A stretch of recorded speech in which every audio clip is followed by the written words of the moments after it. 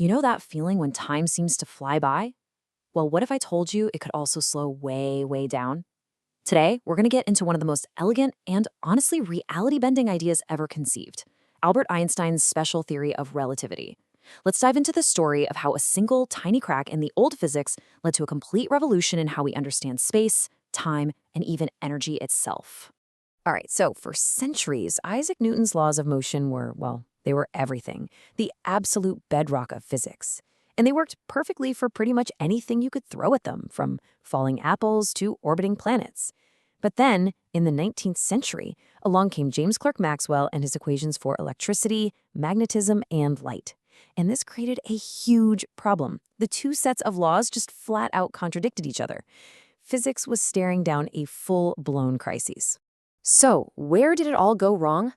Well, the flaw was hidden in plain sight right inside Newton's most famous equation, F equals ma.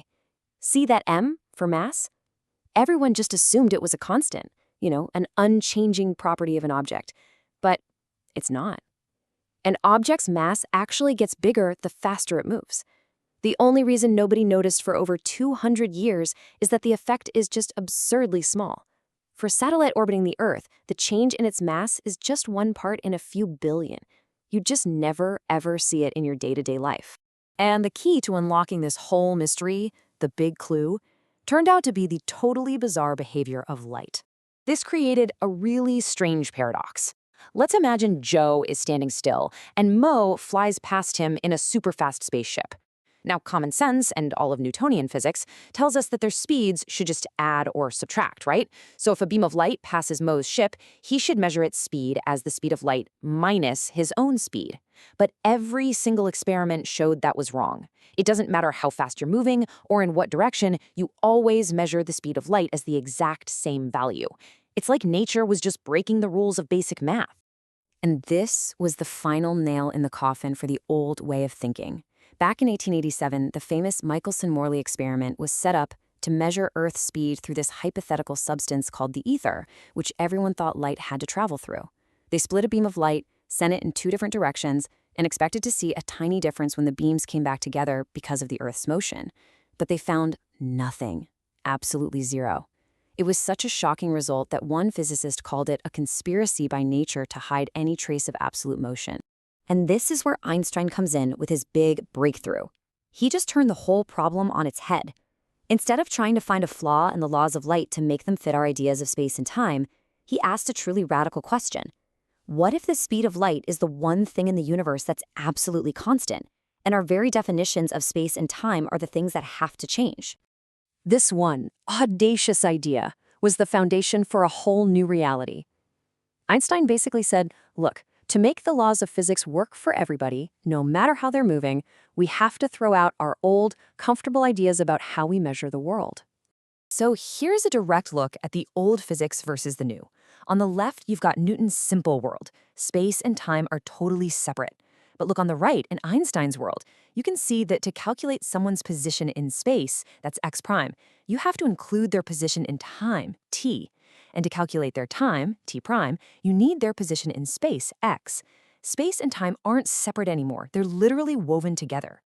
And this single idea, that the speed of light is the universe's one constant, has some incredible and seriously mind-bending consequences for the very fabric of reality. Okay, here's a really simple way to see why time has to slow down. Imagine a clock that works by bouncing a little pulse of light between 2 mirrors. For someone moving along with the clock, the light just goes straight up and down. Easy. But for someone watching that clock fly by, that light pulse has to travel a longer diagonal path to keep up. Now, since we know the speed of light is the same for everyone, a longer path means it has to take more time. So the moving clock literally takes slower. This is what we call time dilation. And get this. We know for a fact this actually happens. Muons are these unstable particles that are created high up in our atmosphere. They have a lifespan of just 2.2 microseconds. Now, even traveling at nearly the speed of light, that's only enough time for them to travel about 600 meters before they decay. And yet, we detect them all the time down here at sea level, a full 10 kilometers below where they were born. How is that possible? It's because they're moving so incredibly fast that, from our perspective, their internal clocks slow way, way down, giving them more than enough time to make the journey. But it's not just time that changes, space itself gets worked. To make the math of the Michelson-Morley experiment work, to keep the speed of light constant in every direction, it turned out that the arm of their device that was pointing in the direction of its motion must have physically shrunk. This is called length contraction. So, to an outside observer, a fast-moving spaceship isn't just a blur, it is literally physically shorter than it is when it's sitting still. Okay, this next one is maybe the strangest consequence of all. The very idea of now, of simultaneity, is relative.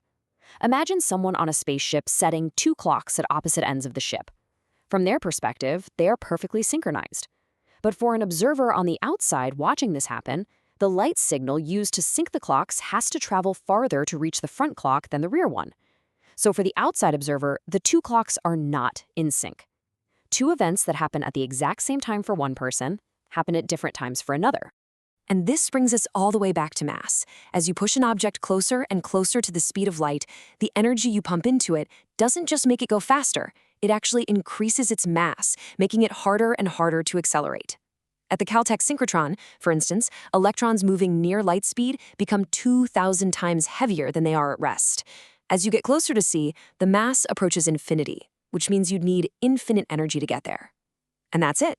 That's the universal speed limit. So all of this warping of space, this slowing of time, this increase of mass, it all led Einstein to his most profound and, by far, his most famous conclusion. Einstein worked this out with a pretty simple thought experiment. He said, okay, if you heat a box of gas, its molecules start moving faster.